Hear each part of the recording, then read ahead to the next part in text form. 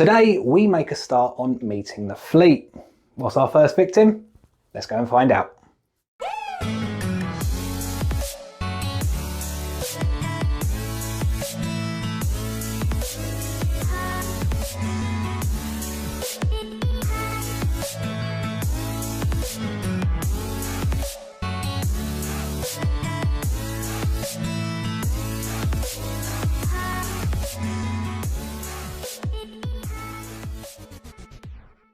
Meet the fleet then, what's that all about? Well, I thought it'd be a good chance for you guys to get a chance to meet the locos and rolling stock which will be populating Malcolm's Way as we go forward.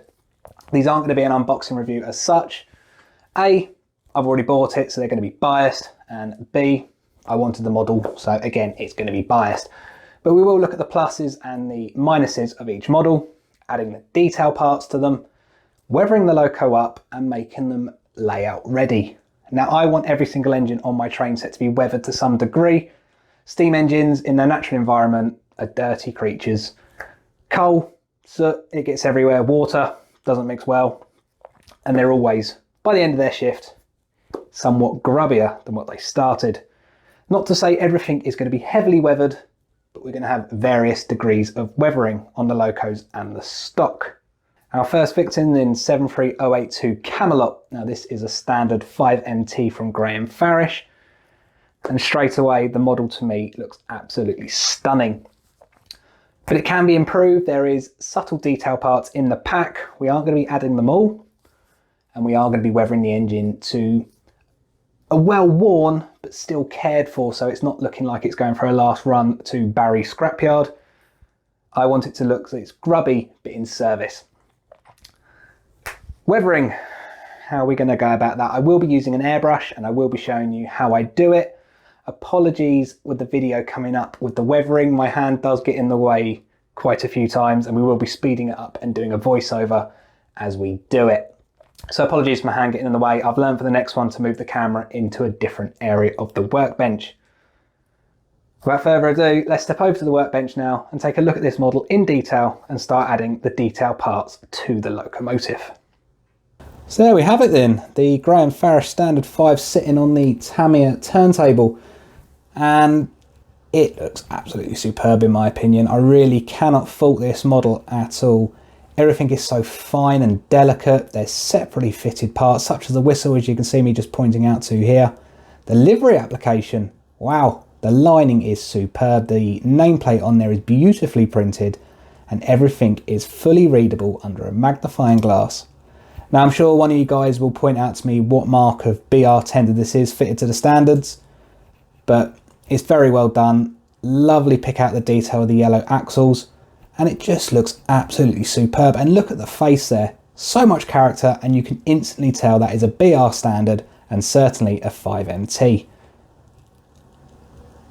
I'm struggling to fault this model, but we certainly can make some improvements. There's a few bits in the detailing pack, such as a bigger bogie and a few other detailing parts.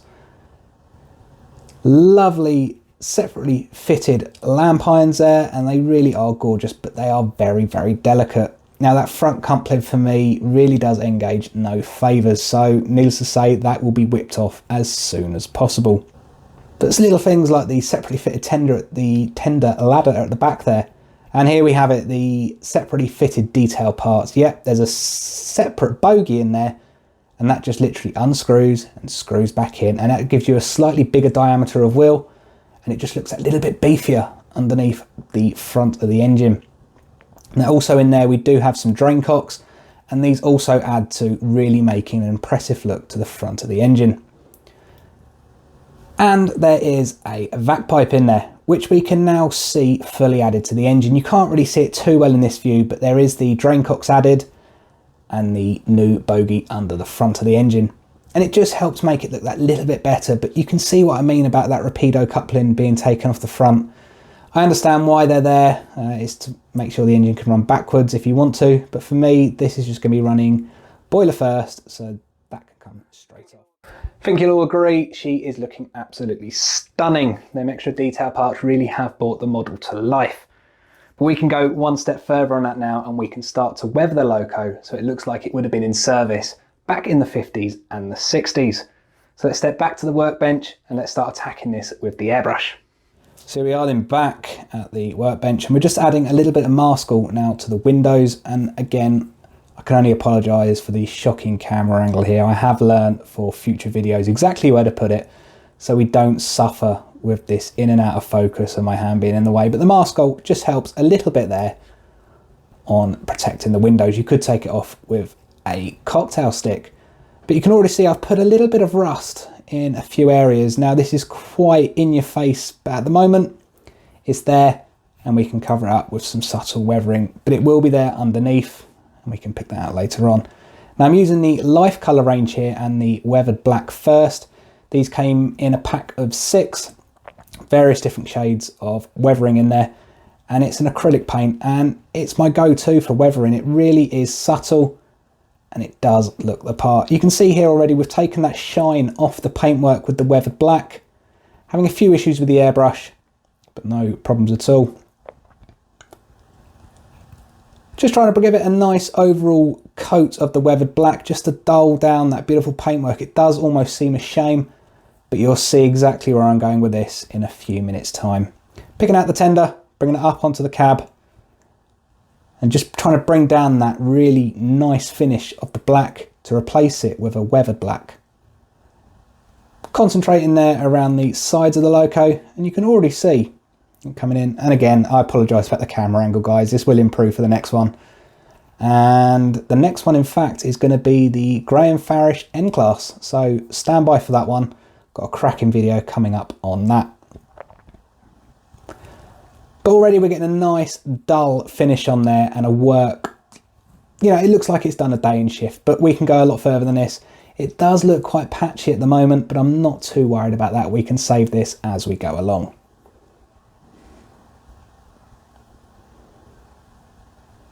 Now I can't tell you what PSI I was using on this, so I just go by how it flows out the airbrush. There probably is some science behind it, but with everything on this, I just crack on and get on with it. Right, weathered black complete, and you can see there's a nice finish on there. And now we're coming in with the sleeper grime, I believe. And this just brings a little bit of colour underneath the running gear of the engine. Now this will go up onto the firebox and it'll also go onto the running plate. Just gives it a nice dusty, work-worn look. And as you can already see, that rust has been covered up completely, but it's there underneath. And as the paint dries, that will slowly work its way back through. Now I have mentioned it is almost a shame to be taking this livery back to such a grotty finish, but that's how steam engines were back then.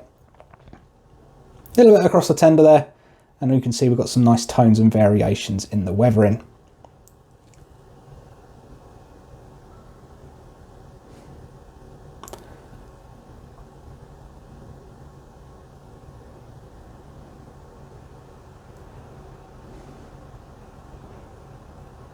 But how do you go about doing your weathering? I'd love to hear from you in the comments.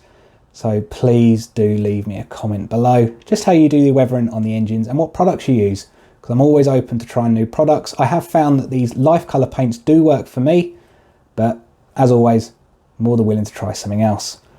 As you can see here, we're just using a cotton bud or a Q-tip if you're in America, just to cover up and take away a bit of the paint from a few of the details. So it looks like the fireman, maybe even the driver, has gone across and thought, oh no, what have we done here? Yeah, we've absolutely bamboozled the front of the Loco there in paint, but not to panic. Using a cotton tip and just to take a bit of the excess off, and we'll blast it again with a bit of air from the airbrush to get it away a little bit quicker. Slightly dampened the cotton bud there, and we can save this. As you know, guys, this channel is warts and all. It really was an oh dear moment. I could use another word there, but I won't. But warts and all, we can crack on and we can save that. And now we come in with a little bit of frame dirt, I believe.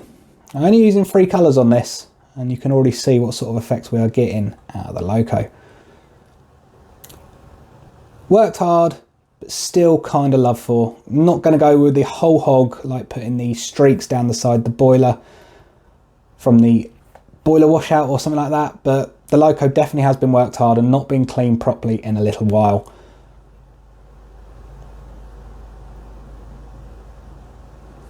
And I believe here, just coming back in with a little bit of weathered black, just to tone it all down and bring it all together.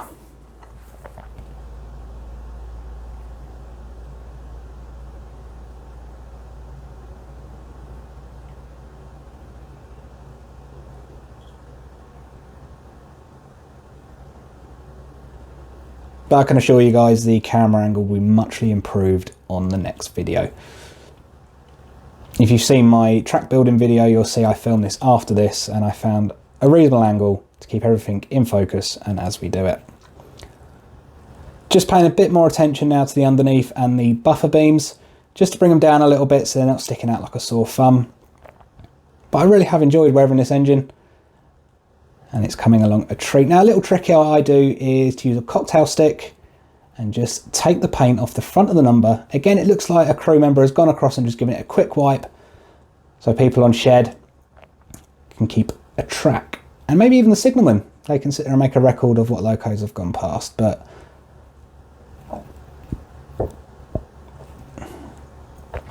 now, if I was going to do this again, I probably wouldn't do the emblem like this. It does stick out a little bit, and I can address this later on.